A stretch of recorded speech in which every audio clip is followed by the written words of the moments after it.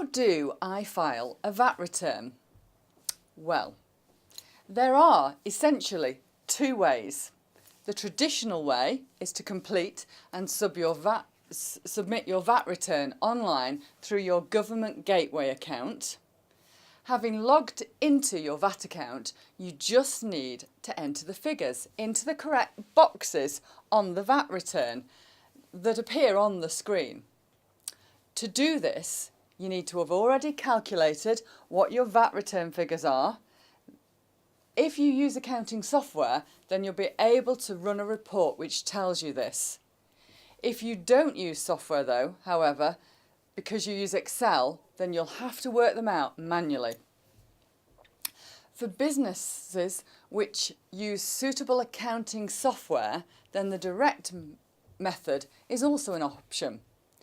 This method means that you can file the VAT return directly out of your software. As you can imagine, a few clicks of a button is a lot quicker than manually after typing in all the figures. There's also less risk of making an input error, which gives you peace of mind that the VAT return has been completed correctly. HMRC have put a list of the software packages on their website, which allow you to submit directly. QuickBooks and Xero, two cloud-based accounting software which we recommend, are both on the list, but there are lots of others too. At the moment, both methods are fine, but this isn't the case from April 2019, when Making Tax Digital, or MTD for short, comes into effect. From next April, every business who has sales which are more than the VAT threshold must use the direct method. If you're not using software, then you will be forced to use software because the filing option via the government gateway will disappear. There are a couple of exceptions that mean you may have to deal with your VAT returns in a different manner. For example, if you're closing down a company or entity and you need to submit a final return, if your company is subject to an insolvency, if you have religious reasons for not using a computer, age or disability mean you can't use a computer, your current internet connection makes it impossible to submit, for example, a very remote and rural location. In these cases, listed above, you will have to ask HMRC for help on how to file the VAT returns manually. When you register for VAT, you should have an account, a government gateway with HMRC. You will need those log-on details for submitting a VAT return, along with your VAT number, of course, and the calculations, if you're doing it directly into HMRC software. When do I need to submit my VAT return? Well, if you are registered to submit VAT returns quarterly, you will have up to 1 month and 7 days after the accounting period ends. So, for example, if your VAT return period runs from the 1st of April to the 30th of June, you will have until early August, usually the 7th, to submit and pay your return. You should leave enough time, though, for HMRC to receive the payment, unless, of course, you have a direct debit set up with HMRC. It's always worth getting them in as quickly as possible, especially if you're due a rebate. The deadline, if you are on the annual accounting scheme, is different. You make advance payments towards your VAT bill throughout the year, either based on your last return or estimated if you're new to VAT. You have up to 2 months after the end of the accounting period to submit your return.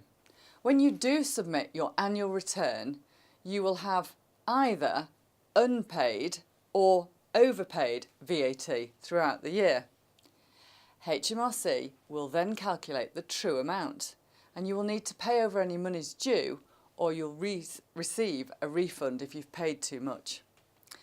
An important insight: always remember to save the filing reference number you receive when submitting your return.